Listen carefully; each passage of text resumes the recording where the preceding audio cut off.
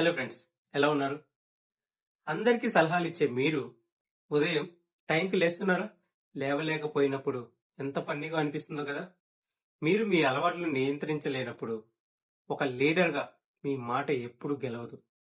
మిమ్మల్ని మీరే ఫాలో అవ్వకుండా ప్రపంచం మిమ్మల్ని ఫాలో ఎలా అవుతుంది?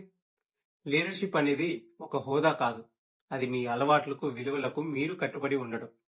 సెల్ఫ్ లీడర్షిప్ లేనివాడు ఎవరిని లీడ్ చేయలేడు. ఒక రాజు ఉండేవాడు. అతను ప్రజలకు గొప్ప విలువలు బోధించేవాడు.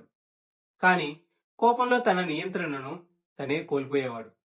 ఒక గురువు దాన్ని గమనించి, మీ కోపం, బద్ధకం అనే ప్రజలను ముందు మీరు పాలించడం నేర్చుకోవాలి.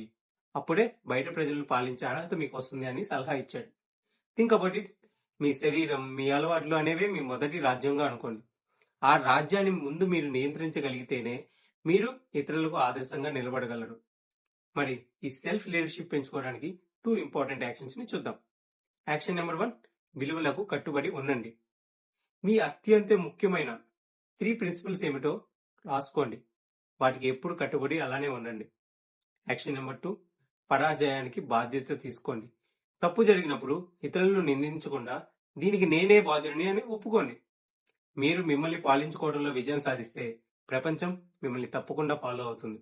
ఈ రోజు మీ బద్ధకాన్ని పాలించడానికి ఒక చిన్న అడుగు వేయండి. This is one more tomorrow. రేపటి కోసం ఈ రోజు చేసే ఒక చిన్న ప్రయత్నం.